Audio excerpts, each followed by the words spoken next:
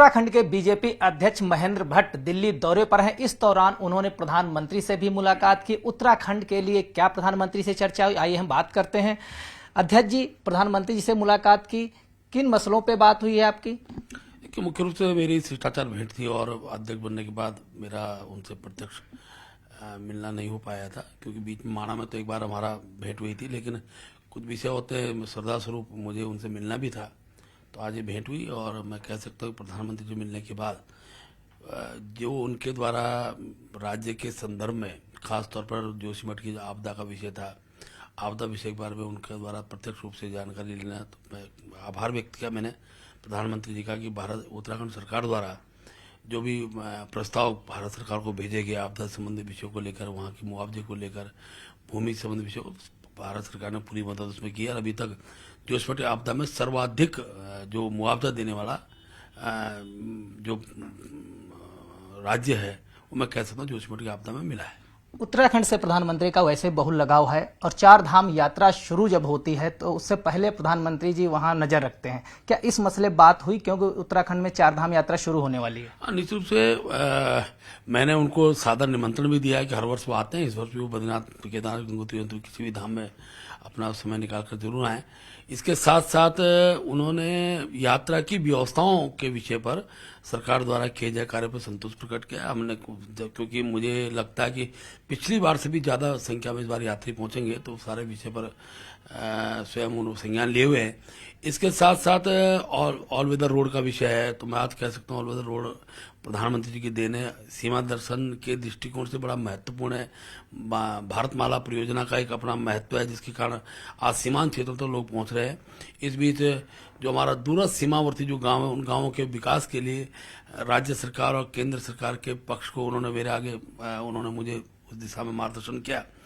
और मैंने उनको बताया कि भारत सरकार के मंत्रियों के आने के बाद एक स्वरूप माणा हो गया, मलारी हो गया, नीति हो गया, इस क्षेत्र में एक बड़ी संख्या में एक रुझान लोगों का देश की सीमाओं के प्रति बना है। जो रोजगार के लिए इधर उधर अन्य स्थानों पर गए, वो भी एक कालखंड में अपने गांव की ओर आ रहे हैं। और अभी क्योंकि 4 धाम के कपाट खुलने वाले हैं, तो बड़ी संख्या में वहाँ की स्थानीय जनता का, सीमा और क्षेत्र के लोगों का वहाँ आना भी होगा। उत्तराखंड में लगातार केंद्रीय मंत्रियों का दौरा हो रहा है। पहले नितिन गडकरी जी गए, फिर अमित शाह जी गए, अनुराग ठाकुर भी जा चुके हैं, आज मनसुख मांडविया भी दौरा कर रहे हैं। क्या है, कोई मिशन के तहत ये चल रहा है काम? नहीं, देखिए, क्योंकि उत्तराखंड राज्य देवभूमि का एक स्वरूप है, सीमा से लगा हुआ राज्य है। और स्वाभाविक रूप से मनसुख जी गए हों, अमित जी का तो कल हरिद्वार का बहुत बड़ा अच्छा कार्यक्रम रहा।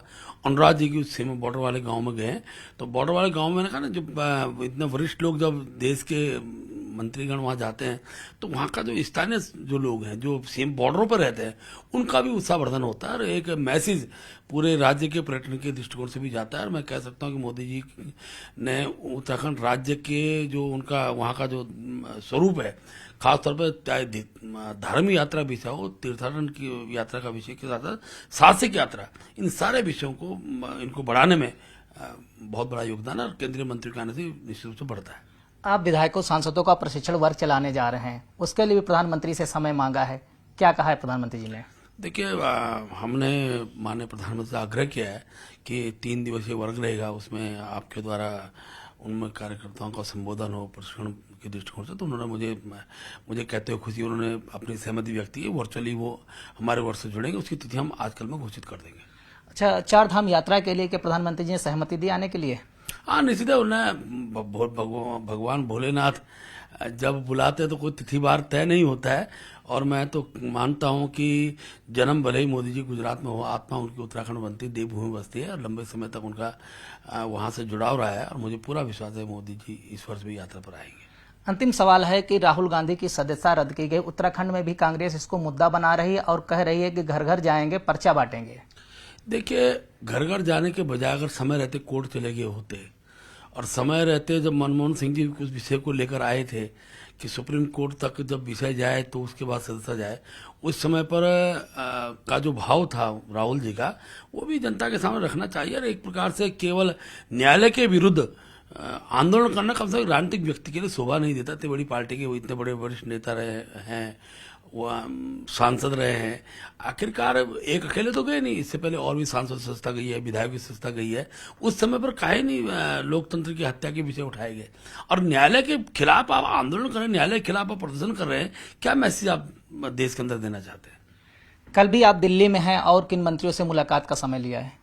नहीं, मैं व्यक्तिगत भी मेरा कुछ काम है, इसके साथ साथ मैं कल प्रयास करूंगा कि हमारे स्थानीय जो हमारे सांसद हैं, क्योंकि वो सब लोग कल रहने वाले हैं, उनके साथ में मिलने का प्रयास करूंगा।